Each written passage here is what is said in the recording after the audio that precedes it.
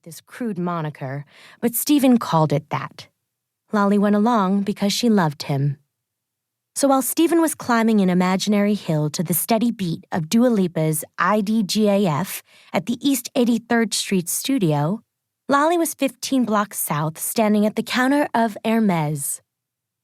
She was deciding between the traditional double-wrap band in iconic orange leather and the more hetero choice in matte black.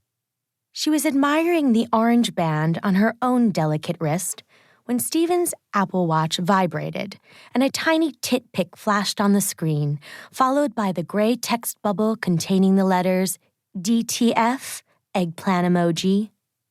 Lolly tapped the touchscreen to see the photo again.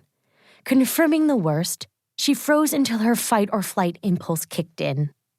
Lolly chose flight, forgetting to take off the new band as she ran out and was stopped by the burly security guard who blocked the door. Lolly, never good at holding back tears, started to sob pitifully, staring down at her beloved Gucci sneakers, the ones with the glittering snakes that Stephen had bought her this past Christmas. Unsure of what to do, the security guard placed his arms around the crying girl. She pressed her face into his polyblend jacket and whispered, "It's a mistake. It must be a mistake. Please let it be a goddamn mistake." Eventually, the beautiful Japanese saleswoman, decked out in head-to-toe Hermes, who had been helping Lolly before, took charge of the situation and brought her into the back room. She sat her down on a small couch and gave her a Perrier, which gave Lolly hiccups and made her start crying even harder. The whole scene was quite embarrassing for all parties involved. Kimiko, who had worked at Hermes for 10 years, was no stranger to the rampant cheating of the city's wealthiest citizens, many of whom were her clients.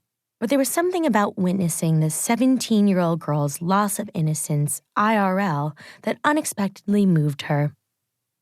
Once they had gotten rid of her hiccups, Lolly asked if she should scroll through the rest of her boyfriend's messages or not.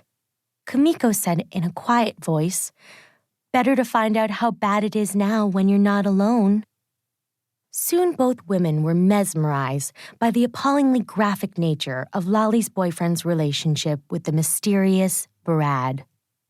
Stephen had used a fake name in his contacts, but there was no chance Brad was a guy, judging from the plethora of female body parts being photographed and sent to Stephen over the last several weeks.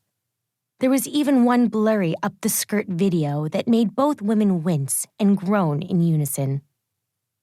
Lolly purchased an Hermes iris belt buckle and reversible strap in blue sapphire and blue Brighton to thank Kimiko for her kindness, and left the store 15 minutes later, Ubering straight to Stephen's parents' massive 4-bedroom penthouse apartment at 15 Central Park West. His parents were currently in Aspen skiing to wait for his cheating ass.